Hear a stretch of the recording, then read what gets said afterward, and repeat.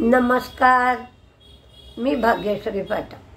Market आणि मी हा सोप्या मराठीतून शेअर मार्केट समजावून सांगण्याचा माझा एक उपक्रम आहे.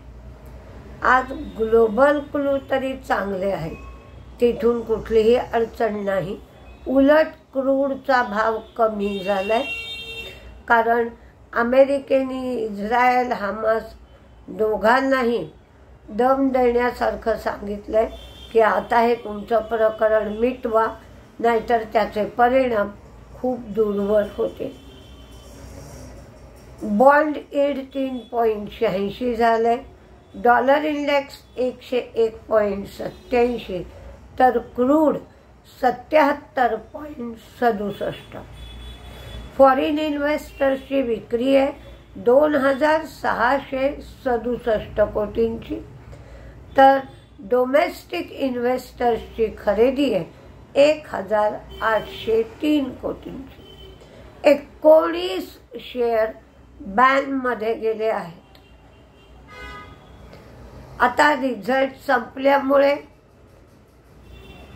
काही बातम्या असतात, त्या बातम्यांप्रमाणे मार्केट रिॲक्ट करतं, पण पुष्कळ ब्लॉक डील होत आहेत आणि प्रमोटर विक्री करतायत, याकडे मात्र लक्ष दिलं पाहिजे. सिक्वेन्स सायंटिफिकला अल्बेंडाझोल API साठी WHO कडून परवानगी मिळाली. आज झोमॅटोमध्ये मोठं ब्लॉक डील होईल. अँटफिन यांच्याकडे 4.24% स्टेक आहे. या स्टेकपैकी 1.54% स्टेक ते 4% डिस्काउंटवर विकणार आहेत. 251 रुपये 60 पैसे या दराने हा स्टेक विकला जाणार आहे. HCL टेकचे CFO प्रतीक अग्रवाल हे 6 सप्टेंबर पासून राजीनामा देत आहेत आणि त्यांच्या जागी नवीन माणसाची नेमणूक होती. बजाज ऑटोनी सुद्धा काल मारुतीने जशी प्रोव्हिजन करावी लागणारे कॅपिटल गेन साठी जे बदललेले नियम आहेत, इंडेक्सेशन बेनिफिट मिळणार नाही म्हणून जी प्रोव्हिजन करावी लागते असं सांगितलं होतं, तशीच प्रोव्हिजन बजाज ऑटोला पण करावी लागते 211 कोटींची. तर बजाज ऑटोनी याची माहिती दिली आहे. पॉली मेडिक्युअर हे 1880 रुपयाच्या भावाने QIP करतायत. नवनीतचा बायबॅक आजपासून सुरू होतोय. सरस्वती साडी या IPOला खूप रिस्पॉन्स मिळाला होता. त्याचं लिस्टिंग आज आहे. 160 रुपयांनी या IPOमध्ये शेअर दिले होते. टाटा मोटर्स याची 1 सप्टेंबर रेकॉर्ड डेट त्यांनी ठेवली आहे. न्यूक्लियस सॉफ्टवेअर ही 22 ऑगस्टला बायबॅकवर विचार करणार आहे. सफायरची स्प्लिटसाठी रेकॉर्ड डेट 5 सप्टेंबर ही आहे. हायटेक पाईप हे 600 कोटी रुपयांचा QIP करणार आहेत. इंडसइंड बँक यांना ॲसेट मॅनेजमेंट सबसिडियरी लॉन्च करण्यासाठी RBI कडून परवानगी मिळाली आहे. आज कोणते शेअर तेजीत, कोणते शेअर मंदीत, तर याच्यामध्ये काही शेअरचं टार्गेट वाढवलंय, काहीचं कमी केलंय, कुठे ब्लॉक डील झाली आहे, कुठे QIP आहे, अशा सगळ्या फुटकळ बातम्यांचा समावेश आहे. पण कालच्यासारखं नॅरो रेंजमध्ये मात्र मार्केट राहिलं तर ट्रेडिंग करणं कठीण जातं. BEML पहिल्यांदा तेजीतले शेअर सांगते. BEML KEIचं टार्गेट 6,770 रुपये एवढं केलंय. न्यूक्लियस सॉफ्टवेअर, नाल्को, इंडसइंड बँक, हिंदाल्को, अल्कोवाचा शेअर 5% जवळजवळ वाढला. हिंदुस्तान झिंक, पॉलीकॅबचंही टार्गेट वाढवण्यात आलंय.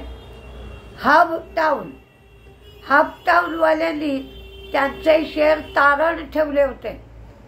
ते तारण ठेवलेले 8.19 लाख शेअर सोडवले आहेत. HUBTOWN, TCS, मॅक्वायरीनी TCSचं टार्गेट 5,740 रुपये केलंय. Hindustan copper, sequent scientific, Sai silk, आज जे सरस्वती साडीचं लिस्टिंग आहे तर त्याच्या पियर ग्रुप किंवा त्यासारखी कंपनी साई सिल्क आहे म्हणून दिली आहे. डाबर, GM ब्रिव्हरीज, कल्याण ज्वेलर, पॉलीकॅबचं टार्गेट UBSनी 8,550 केलंय. आंध्र पेपरचं स्प्लिट आहे. इंडिगो, BPCL, HPCL, एशियन पेंट, पिडीलाइट हे सगळे शेअर क्रूडचा भाव कमी झालाय म्हणून दिले. ग्लेनमार्क, निटिन स्पिनर्स, PVR आयनॉक्स, HEG म्हणजे हिंदुस्तान ग्रॅफाइट, हिरो मोटो. तर मंदीमध्ये टाटा मोटर्स, महिंद्रा अँड महिंद्रा, मारुती, झोमॅटो, HCL टेक, इथॉस, प्रताप स्नॅक्स, प्रुडंट कॉर्प आणि झॅगल. इथॉस पासून ते 4 शेअर आहेत. इथॉस, प्रताप स्नॅक्स, प्रुडंट कॉर्प, झॅगल या सगळ्यामध्ये प्रमोटरनी शेअर विकले आहेत. म्हणून त्यात जेव्हा प्रमोटर विकतो शेअर त्यावेळेला मंदी होते असं आहे. पण हल्ली असं झालंय की प्रमोटरनी शेअर विकल्यानंतर ते शेअर कुणी घेतलेत याची लिस्ट पाहिली जाते. जर स्ट्रॉंग हँड्समध्ये शेअर गेले असले किंवा जे लॉंग टर्मसाठी ठेवतात, गुंतवणूक करतात अशा संस्थांकडे ते शेअर जर गेले असले तर तो शेअर वाढतो. म्हणजे प्रमोटरनी विकले याकडे दुर्लक्ष होतं आणि कोणी खरेदी केले हे पाहिलं जातं. त्यामुळे थोडं सावधगिरीने ट्रेड करा. ग्लोबल क्ल्यू चांगलेच आहेत. फक्त जॅक्सन होलच्या मीटिंगमध्ये काय सांगितलं जात आहे याच्याकडे लक्ष आहे. पॉवेल पुन्हा यावेळेला पॉज घेत आहे की इंटरेस्ट रेट कमी करण्याच्या संबंधात काही माहिती देत आहेत. याकडे सगळेजण लक्ष देतील. पाहूया आज मार्केट कसं राहत आहे ते. ट्रेडिंगचा चान्स घेता येतोय की नॅरो रेंजमध्ये फिरत राहत आहे. नमस्ते.